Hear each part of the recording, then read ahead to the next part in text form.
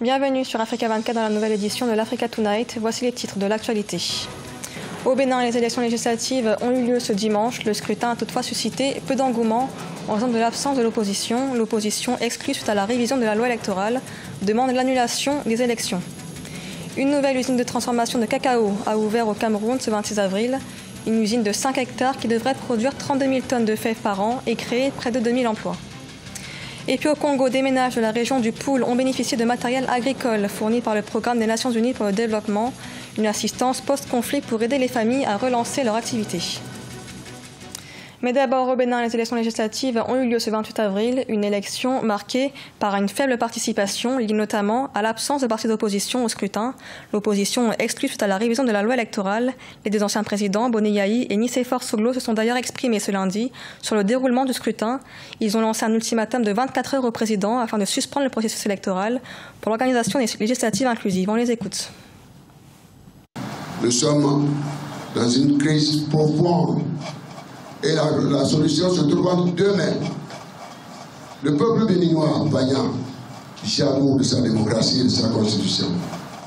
Et de l'autre côté, le président. C'est lui d'abord. Il a tout l'arsenal juridique. On lui demande de mettre un terme, de mettre fin à ce processus. On lui demande quand même pas, on peut dire, la mer à boire. On lui dit simplement, agis comme l'ont fait depuis tous les gouvernements, depuis la conférence nationale. En tout état de cause, les partis et personnalités politiques membres de la résistance nationale donnent jusqu'à demain, au plus tard, pour que les exigences que nous avons présentées deviennent enfin effectives.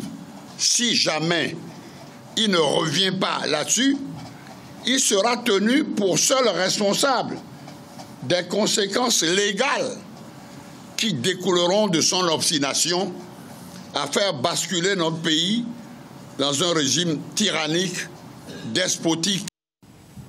Oui, les élections législatives qui se sont déroulées ce dimanche 28 avril 2019 au Bénin, pour nous, sont une mascarade, puisque l'appel que nous avons lancé aux populations de ne pas y participer a été largement entendu. Nous avons fini par lancer cet appel alors que nous remplissions toutes les conditions pour y participer en tant que parti d'opposition. Nous avons constamment revendiqué de participer aux élections. C'est parce que donc tous ces partis de l'opposition ont été exclus que nous avons demandé que les populations essayent de restaurer la démocratie du Bénin en ne donnant pas cours, en ne donnant pas libre cours à cette volonté d'installer une dictature au Bénin. Nous saluons donc les dispositions qu'ont prises ces populations-là en restant chez elles et en ne participant pas. Deuxième élément que je souhaitais indiquer, c'est que c'est un échec personnel pour le président Talon puisqu'il a assumé les réformes qui ont conduit à cette situation. C'est un échec aussi pour tous ces conseillers qui sont autour, ces députés qui ont voté toutes les lois, qui lui a soumises et qui les ont prises sans réfléchir, sans penser au bien du peuple. Donc c'est un échec cuisant pour toute cette classe politique, mais nous avons des impératifs devant nous. Nous avons les années 2020 et 2021 qui sont aussi des années électorales. Il convient tout de suite de prendre des dispositions pour revenir sur des bases démocratiques. Annuler les élections qui se sont passées ce 28 et recommencer les législatives dans les meilleurs délais de façon inclusive pour que nous puissions retrouver l'honneur du Bénin qui est en train d'être bafoué par ce que cette élection est en train d'indiquer. Au Cameroun, une nouvelle usine de transformation de cacao a été mise en service à Kekem, dans la région de l'ouest du pays. La Neo Industry, une usine de 5 hectares, pourra produire 32 000 tonnes de fèves par an et devrait permettre la création de près de 2 000 emplois. Elle a été inaugurée en présence du Premier ministre Joseph Dion Gut. Thierry Ndassa. 3 ans après la pose de sa première pierre, l'usine de transformation de fèves de cacao Neo Industry a été inaugurée vendredi 26 avril par le Premier ministre camerounais Joseph Dion Gut. En sa qualité de représentant du chef de l'État Paul Biya, le chef du gouvernement John Gouté a procédé à la décoration de cet homme, Emmanuel Néoussi, directeur général de la Neo Industrie, mais il a aussi tenu à rappeler l'engagement du gouvernement pour une meilleure industrialisation agricole au Cameroun. Le chef de l'État a déclaré ce qui suit. parlant du plan directeur d'industrialisation, et je cite, « Il conviendra de l'appliquer en priorité à la transformation de nos matières premières agricoles afin de gagner en valeur ajoutée et de réduire les importations de biens et services. » Fin de citation. Fruit d'un partenariat public-privé, l'usine Néo Industrie a notamment bénéficié d'1,2 milliard de francs CFA de subventions de la part de l'État, mais aussi de plusieurs exonérations fiscalo-douanières. Pour plusieurs membres du secteur privé, cette usine de transformation de cacao nourrit déjà de grands espoirs. C'est une belle cérémonie pour nous, les opérateurs, de voir que beaucoup de choses sont possibles. Au Cameroun, beaucoup de choses sont possibles lorsque nous sommes rassemblés, lorsque nous réfléchissons, lorsque les problèmes qui se posent à notre économie sont pris en main et il y a des solutions pour pouvoir y arriver. Pour rappel, l'entrée en service de cette usine portera le taux de transformation national de fèves de cacao de 13% en 2010 à un taux de 40% en 2020. Le continent confronté à une crise du logement, une crise liée à la forte croissance démographique, à l'exode rural massif et à un manque de logements abordables, le secteur requiert un effort de construction accru. Corinne Kamsefem. Selon Shelter Afrique, une société pour l'habitat et le logement, le continent doit fournir 4 millions d'habitations par an pour satisfaire ses besoins en logement. L'Afrique est aujourd'hui peuplée de plus d'1 milliard de personnes, un chiffre qui pourrait se situer à environ 1,6 milliard en 2030. Cette forte croissance démographique entraîne inévitablement une urbanisation accrue avec une demande conséquente en logement décent. Ces taux de croissance élevés ont entraîné une augmentation de la demande d'infrastructures et de logements dans les zones urbaines. Malheureusement, la planification urbaine et les investissements dans le logement sont souvent en retard, ce qui entraîne un déficit de logement. La hausse de la demande de logement à son tour a conduit les prix de l'immobilier à la hausse, ce qui restreint l'accès au logement décent, notamment pour les ménages pauvres, à revenus faibles et moyens. Les données de Shelter Afrique révèlent que cette crise du logement frappe de nombreux pays africains. L'Ouganda notamment est confronté à un déficit annuel de 1,6 million de logements, 2 millions de logements au Kenya, 3 millions de logements en Tanzanie, 3 millions de logements nécessaires en Afrique du Sud et 17 millions au Nigeria. Shelter a raison de pouvoir insister sur le fait qu'il faut des politiques publiques appropriées. Mais vous savez, le logement, il va ensemble avec le revenu des individus, parce que le logement, il faut l'acquérir. Le problème à résoudre, c'est un problème de véritable politique publique, économique, pour être en mesure d'assurer un bon niveau d'emploi et un bon niveau de rémunération.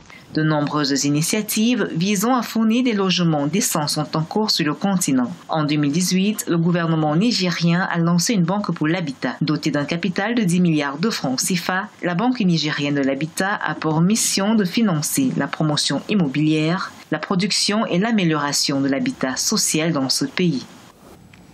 Longtemps considérée comme le grenier de Brazzaville, la province du Poul au Congo peine aujourd'hui à relancer son agriculture, un secteur touché par le conflit qui a secoué le département entre 2016 et 2017.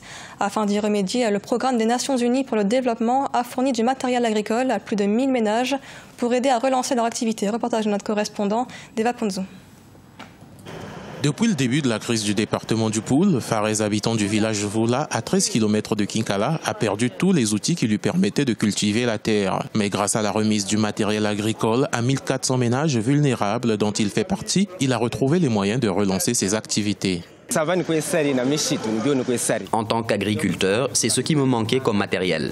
Je n'avais plus de houe, de bottes ni de machettes. Je suis content de les recevoir. Notre proximité de la capitale Brazzaville peut nous permettre d'écouler facilement des produits comme le manioc, la tomate, les aubergines, car le trafic sur la route est ouvert du jour comme de nuit.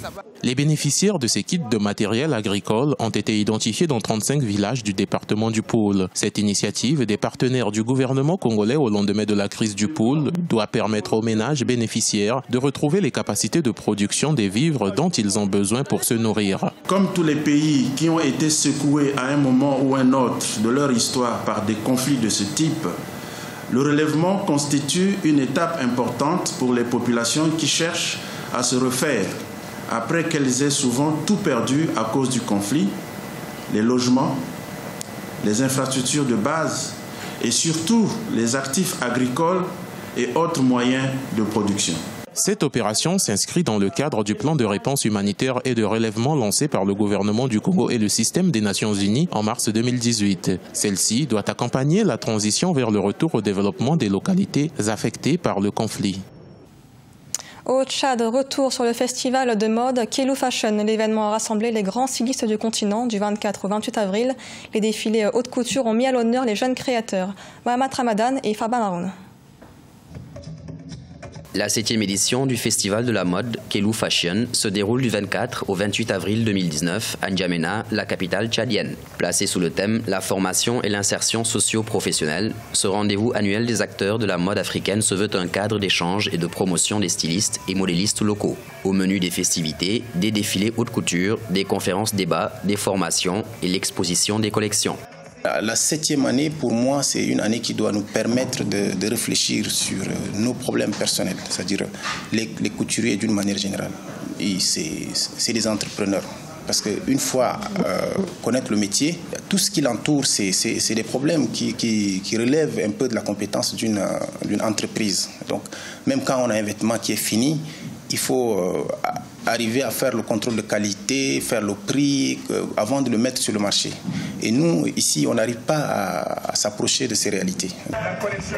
En marge du festival Kelou Fashion, plusieurs stylistes africains de renommée internationale comme Alfadi du Niger, MDF du Sénégal et Sikasso de la République démocratique du Congo échangent et forment les jeunes créateurs de la mode. Mais pour certains acteurs tchadiens, les tissus locaux ne sont pas assez valorisés auprès du public. De la part du gouvernement qui devrait faire un coup de pouce pour les stylistes. Pourquoi? Je dirais parce que on a besoin que peut-être le président tchadien s'habille en mode tchadienne. Il y a un tissu qui est fait par les femmes de Cotimap qui les font en ces moments. Elles ont ce tissu en plusieurs qualités qui pourraient être adaptés au climat tchadien. Mais qui le porte? Pour rappel, l'édition Kelou Fashion de cette année a mis l'accent sur l'entrepreneuriat des jeunes dans le domaine de la mode et leur insertion socio-professionnelle dans ce secteur, peu soutenue par les pouvoirs publics. Ce journal a été réalisé par l'ensemble de la rédaction. Merci de l'avoir suivi. L'actualité continue sur Africa 24.